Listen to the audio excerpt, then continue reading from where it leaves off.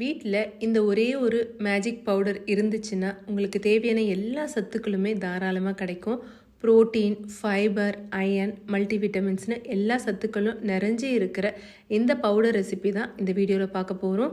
குழந்தைங்க வெயிட்டாக இல்லைனாலும் தாராளமாக கொடுக்கலாம். இம்யூனிட்டி டெவலப் பண்ணுறதுக்கு ரொம்ப சூப்பரான ரெசிபி. வெல்கம் டு சான்சமில் ரெசிபீஸ். முதல்ல ஒரு கடாயை சூடுபடுத்திக்கோங்க. ஃப்ளேமை லோவாக வச்சுட்டு ஒரு பவுல் ஃபுல்லாக சீட்ஸ் எடுத்திருக்கேன். இதில் பார்த்தீங்கன்னா pumpkin seed, sunflower seed, chia seed, flax seed இது எல்லாமே ஒரு கிண்ணத்தில் எடுத்திருக்கேன். அளவுன்னு பார்த்தீங்கன்னா 100 கிராம் அளவு இருக்கும். இது எல்லாத்தையும் பேனில் சேர்த்து வறுத்துக்க போகிறோம். வறுக்கும் போது பார்த்தீங்கன்னா ஃப்ளேமை நல்லா லோவாக வச்சுருங்க. சீட்ஸ்லாம் அதிகமாக நீங்கள் வறுத்து எடுத்துக்காதீங்க. ஓரளவுக்கு ஃப்ளேமை மீடியம் டு லோவில் வச்சு ஒரு 5லேருந்து 7 நிமிஷம் கைவிடாமல் இந்த மாதிரி கலந்து விட்டுக்குங்க. இப்போ இது கூடவே வெள்ளை எள் சேர்க்க போகிறேன். எந்த கப்பால் மிக்சடு சீட்ஸ் எடுத்தனோ அதில் 1/4 கப் அளவுக்கு மட்டும் வெள்ளை எள் எடுத்திருக்கேன். இதையும் சேர்த்துட்டு நல்லா கைவிடாமல் நம்ம வறுத்துக்க போகிறோம். வெள்ளை எள் பார்த்திங்கன்னா உங்களுக்கு லேசாக நிறம் மாதிரி இருக்கும், 1-2 வெடிச்சும் வரும். அந்த அளவுக்கு வறுத்து எடுத்துக்கோங்க. இந்த எல்லா சீட்ஸ்லையுமே பார்த்திங்கன்னா அவ்வளோ சத்து இருக்குது. உங்களுக்கு நிறைய ஹேர் ஃபால் இருக்குது அப்படின்னு நினச்சிங்கன்னா இந்த சீட்ஸ்லாம் ரொம்ப முக்கியமானது. கண்டிப்பாக நீங்கள் எடுத்துக்கலாம். இப்போ எல்லாமே வறுத்துட்டு கலர் மாறினதுக்கப்புறம் கேஸ் ஆஃப் பண்ணிவிட்டு வேறு ஒரு பவுலுக்கு மாற்றி வச்சுருக்கேன். அடுத்ததாக அதே கடாயில் ஒரு 1/4 கப்லேருந்து 1/2 கப் போல் முந்திரி எடுத்திருக்கேன். 3/4 கப்புக்கு பாதாம் பருப்பு எடுத்திருக்கேன். 3/4 கப் அளவுக்கு பிஸ்தா பருப்பு எடுத்திருக்கேன். 1/4 கப் வால்நட் எடுத்திருக்கேன். வால்நட் ஓரளவு கம்மியாகவே சேர்த்துக்கோங்க. ஏன்னா வால்நட் அரைக்கும் போது எண்ணெய் விட ஆரம்பிச்சிடும். அதனால் அது கொஞ்சம் அளவு கம்மி பண்ணி சேர்த்துக்கிட்டா கரெக்டாக இருக்கும். இதையும் கைவிடாமல் நல்லா வறுத்து எடுத்துக்க போகிறேன். ஓரளவுக்கு லேசாக நிறம் மாறினதுக்கப்புறம் வறுத்துட்டு கேஸ் ஆஃப் பண்ணி தனியாக வேறு ஒரு தட்டில் கொட்டி ஆற வச்சுக்கலாம். அடுத்ததாக லோட்டஸ் சீட், அதாவது மக்கானான்னு சொல்லுவாங்க, அது 3 கப் அளவு எடுத்திருக்கேன். அளவுன்னு பார்த்திங்கன்னா 100 கிராம் அளவுக்கு இருக்கும். இதையும் சேர்த்துட்டு நல்லா வறுக்க போகிறோம். இப்போ இது கூட சுக்கும் ஏலக்காவும் சேர்க்குறோம். சுக்கு ஏலக்காய் ரொம்ப கண்டிப்பாக நீங்கள் சேர்த்திங்கன்னா தான் மணமாக இருக்கும். சுக்கு சேர்க்கும் போது உங்களுக்கு இந்த ஜீரண பிரச்சனை வராமல் இருக்கும். அதுவும் இந்த மழை காலத்தில் சுக்கு சேர்த்து அரைச்சி நீங்கள் குழந்தைங்களுக்கு கொடுக்கும்போது சளி பிரச்சனையும் உங்களுக்கு இல்லாமல் இருக்கும். இப்போ இதையும் சேர்த்து மீடியம் ஃப்ளேமில் வச்சு கைவிடாமல் வறுத்துக்க போகிறோம். மக்கானா சீக்கிரமாக கரிஞ்சிடும், கலர் மாறிடும். கலர் மாற விடாமல் கரெக்டாக வறுத்துக்கோங்க. கையில் எடுத்து இந்த மாதிரி ப்ரெஸ் பண்ணிங்கன்னா தூள் தூளாக ஆகணும். அந்த அளவுக்கு மக்கானா வறுத்து எடுத்துக்கலாம். இந்த மக்கானாவும் அவ்வளோ சத்துக்கள் நிறைந்தது. இப்போ கேஸை ஆஃப் பண்ணிவிட்டு இதை வேறு ஒரு கிண்ணத்துக்கு மாற்றி வச்சுருக்கேன்.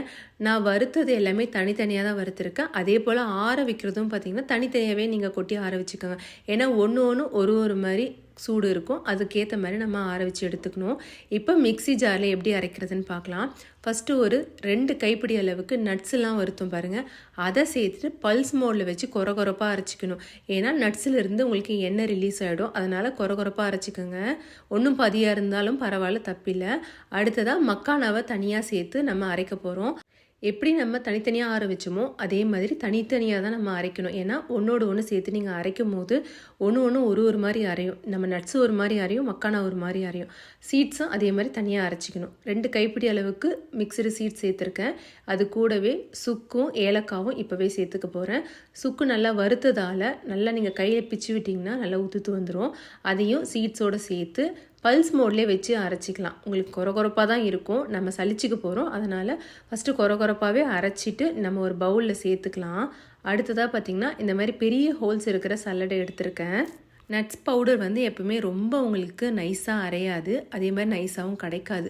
அதனால் ஃபஸ்ட்டு அரைச்சிட்டு இந்த மாதிரி ஒரு சல்லடையில் போட்டு சலிச்சு எடுத்துக்கோங்க.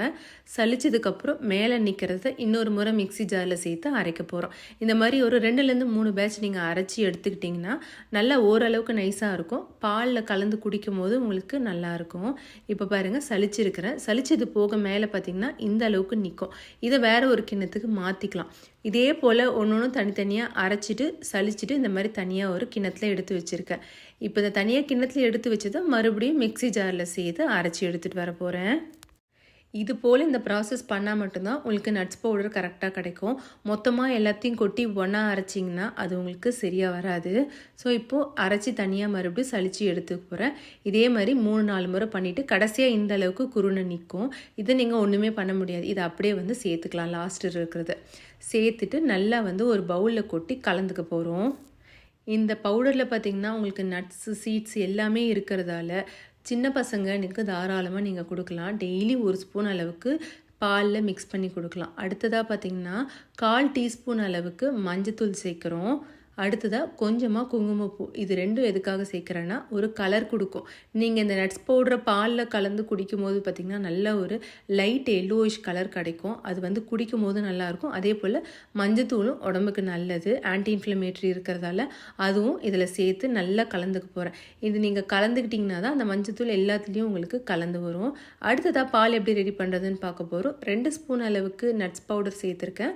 ஒரே 1 டீஸ்பூன் சர்க்கரை சேர்த்துருக்கேன். வெள்ளை சர்க்கரை, நாட்டு சர்க்கரை எதுவாக இருந்தாலும் சேர்த்துட்டு 1 டம்ளர் நல்லா சூடாக இருக்கிற பால் சேர்த்து மூடி வச்சுருங்க. ஒரு 2-3 நிமிஷம் கழித்து நீங்கள் திறந்து பார்த்தீங்கன்னா உங்களுக்கு பால் பார்த்தீங்கன்னா லைட்டாக எல்லோ கலராக இருக்கும். இல்லை நீங்கள் உடனே குடிக்கிறதுனாலும் குடிக்கலாம். உங்களுக்கு கலர் வேணும்னா ஒரு 2 நிமிஷம் மூடி போட்டிங்கன்னா உங்களுக்கு கலர் கிடச்சிரும். அவ்வளோதாங்க, சூப்பரான மேஜிக் பவுடர் ரெடி ஆகிடுச்சு. கண்டிப்பாக இந்த ரெசிபியை ட்ரை பண்ணி வீட்டில் வச்சுக்கிட்டிங்கன்னா நமக்கு நோய் எதிர்ப்பு சக்தியும் அதிகமாகவும் தேவையான எல்லா சத்துக்களும் கிடைக்கும். வீடியோ பிடிச்சிருந்தா ஃப்ரெண்ட்ஸ், ஃபேமிலி எல்லாருக்குமே ஷேர் பண்ணிக்கோங்க. மறக்காமல் சேனலை சப்ஸ்கிரைப் பண்ணிக்கோங்க. தேங்க்ஸ் ஃபார் வாட்சிங்.